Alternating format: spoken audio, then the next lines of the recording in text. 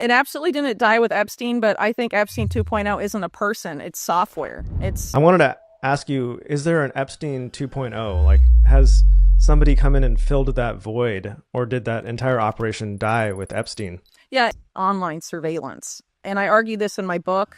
So my book on Epstein and the broader Epstein network is One Nation Under Blackmail, Volumes 1 and 2. And Volume 1 is sort of like the background of the network that Epstein would later inhabit. Volume 2 is specifically about Epstein. So if you only want to read about Epstein and not about the people that sort of set the stage for him and the group that supported him once he established himself, then you would just read volume 2 at that point. And in volume 2 is where I make that argument too, that by the time, well after Epstein's first arrest and before his second arrest in 2019, really it was more, it's really all about technology at this point. And a lot of the same people that had been involved with Epstein are part of this network. Like Ghislaine Maxwell's father, for example, Robert Maxwell, were involved in intelligence-linked operations to backdoor critical infrastructure in the United States. And there's been a long history of people trying to, obtain intelligence through surreptitious means.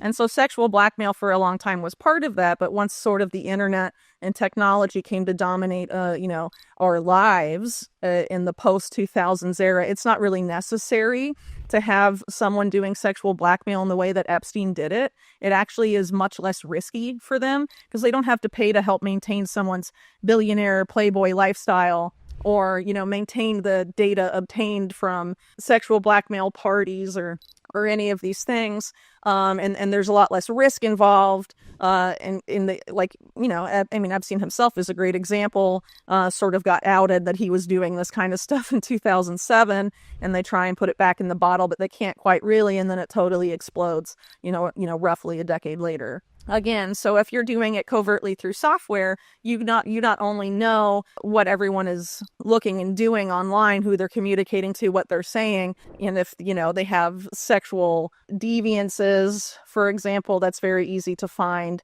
online for certain people these days and add that to, the profile on you, which is ultimately what a lot of this warrantless spying in the post 9/11 era has been about. It's about profiling Americans for this basically this vision that was developed in the Bush era, but is coming to fruition now, nevertheless, that people seem for some reason to think the neocons are not in power. This vision persists of having sort of this pre-crime society where AI is preventing crime and preventing pandemics and preventing anything bad from happening ever before it happens, kind of thing. This has its antecedents back then, and a lot of this NSA warrantless spying is that. So it's about profiling people. So a lot of this, essentially everything you do online is, sucked up and put in databases about, essentially every American. And this has been known for some time, but no administration, or Republican or Democrat, including, President-elect Trump, when he was in office the first time, there's been no effort to really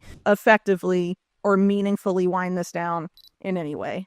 So in addition to that, with this kind of software having a back door into consumer computers or personal computers and commercial computers too, you can put criminalizing data or files on anyone's computer and also frame them. So there's, the potential for all sorts of mischief, for lack of a better word, trying to avoid swearing perhaps, but, terrible things that, they're enabled to do by technology, and the cost, the overhead for them is very, very cheap relative to what it would have been to sort of get the person they want to influence in a compromising situation with someone like Epstein, right? So I think it's moving to technology, and I think Epstein and Ghislaine Maxwell were very aware of that because starting in the late 1990s, really 99 or so, they started to court very heavily people who would become the dominant Silicon Valley oligarchs of today.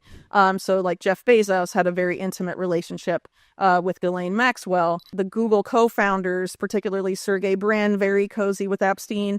Both Google co-founders were subpoenaed as part of that U.S. Virgin Islands Epstein JP Morgan trial. So was Elon Musk.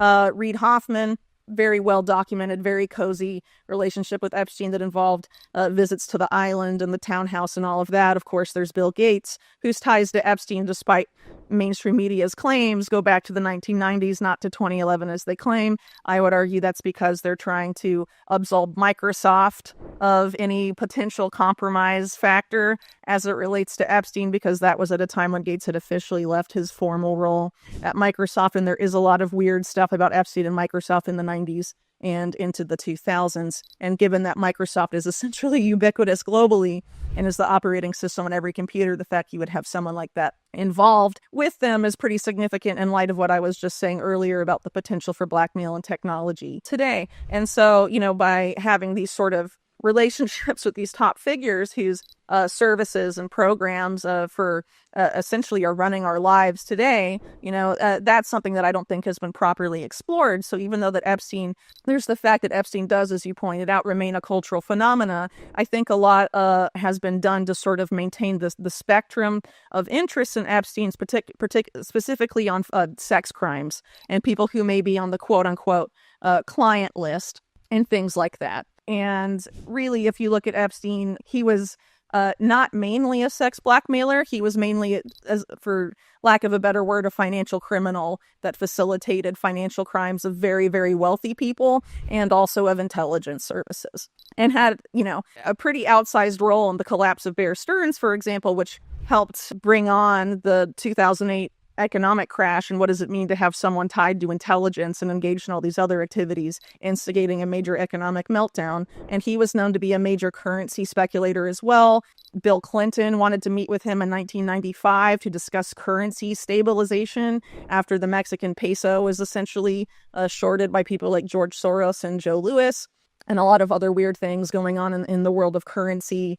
And Epstein, and also had a role in some of these financial networks that were involved with the black budget stuff related to the Iran-Contra scandal, among, infinite other things. If you want more details on that, I'd refer you to my book. But it's just, one example that these are things that people don't want to really examine, business links, financial links, because ultimately Jeffrey Epstein is part of this blob, I'd call it, that's really a fusion of organized crime and our intelligence services, which is a union that really began in the World War II era. It was justified as being made, that alliance, out of wartime necessity, but obviously was very lucrative and continued after the war, and essentially the CIA take over for the mob. And that's why the CIA sort of, the mob disappears and the CIA starts running all of what had previously been mob rackets, like arms trafficking and drug trafficking, human trafficking, among other things. And that's why you have all those scandals of the CIA doing those things. They essentially,